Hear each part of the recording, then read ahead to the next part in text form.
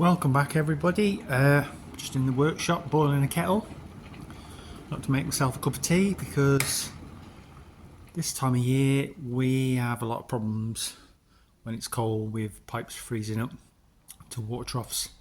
You might have that problem too if you've got sheds and you've got water troughs outside or in sheds. It freezes up quite quickly. So last couple of nights, 3 nights, have been quite cold, so I've had to defrost the tanks.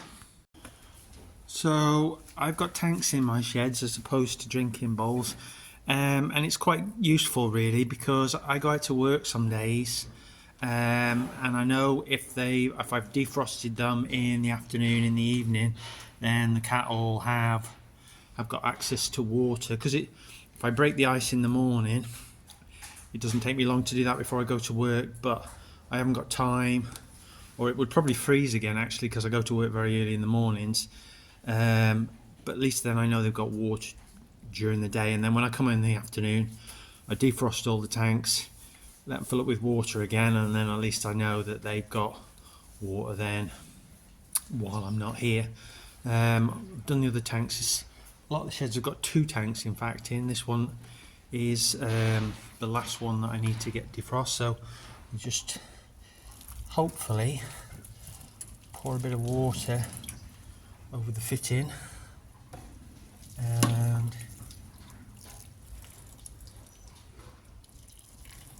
let it run down the pipe a bit.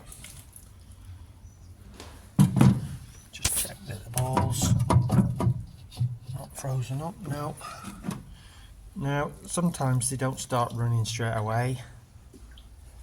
Sometimes you think, oh, it's not going to work, I need to go and get another kettle full, and you come back and it starts to run. So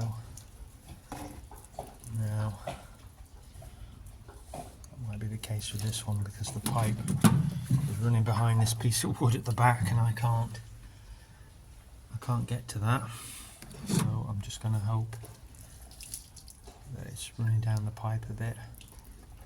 It's going to defrost.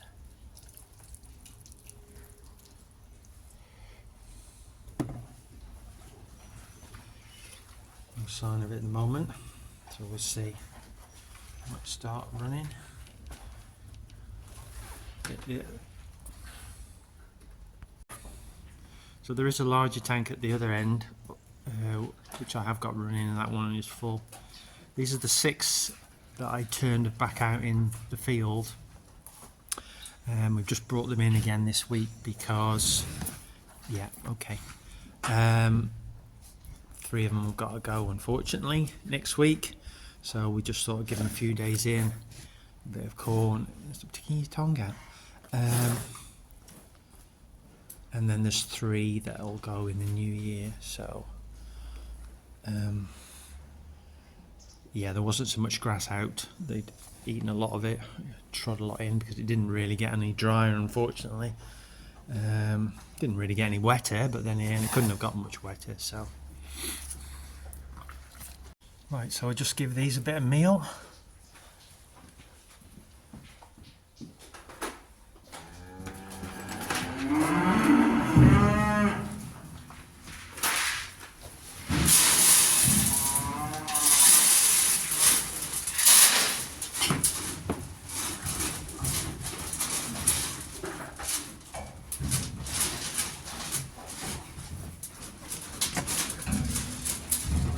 They're a bit of a mixed bunch, these.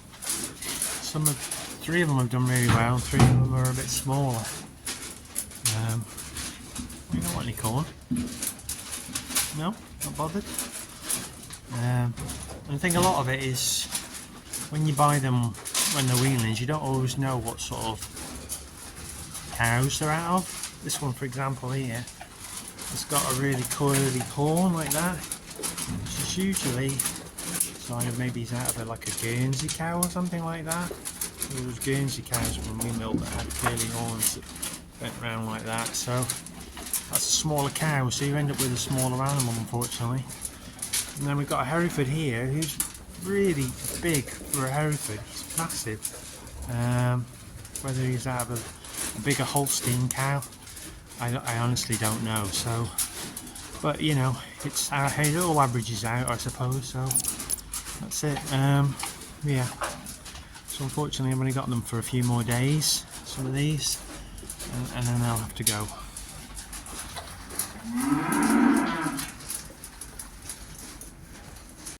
So I didn't think that one was going to defrost because I can't get to the pipe, but I've come back to it and now it's running, so that's good. I'll let that fill up. So a couple of videos ago I talked about the silage I was feeding them. We were started off with some of last year's silage, and then we went on to some third cut. I've actually had to make a change because third cut silage was a little bit too leafy, and let's say it was going through them a little bit too much. So I had some second cut silage which I made on some paddocks, which was a little bit long, and you can see this is much more stalky, so I'm mixing it in now so they have a bale of third cut and a bale of second cut, just so that we've got a bit more fibre mixed in with them. Just it seems to be doing the trick. Seem to have gone a little bit stiffer, the manure. So yeah, it was almost like it was a bit too good, but yeah, they're less keen on this. They do eat the stuff which is making them a bit loose first, unfortunately, but they've got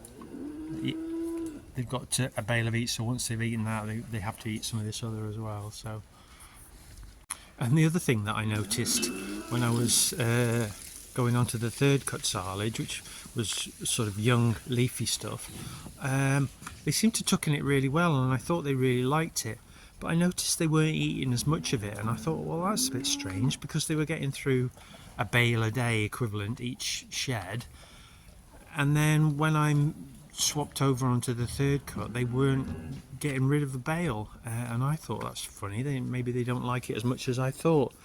But I've come to realise that actually that isn't the case. The case is there's actually more in a bale.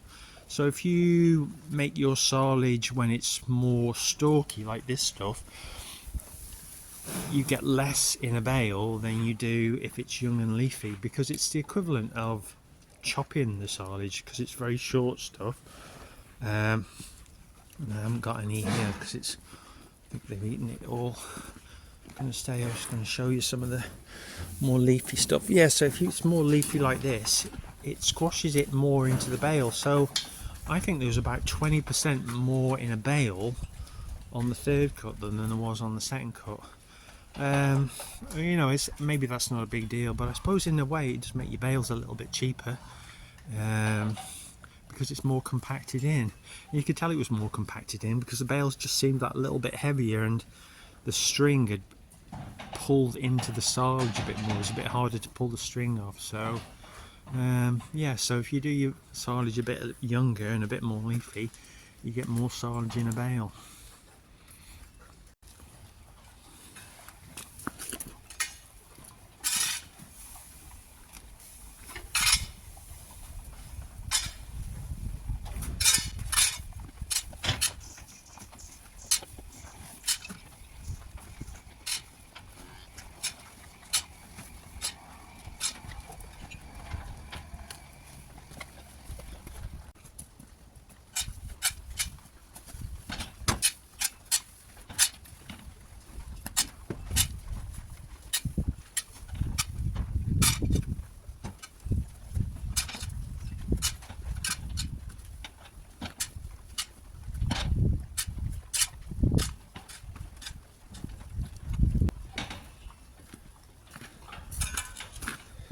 Short leafy silage was a lot easier to fall back to than this long stalky stuff.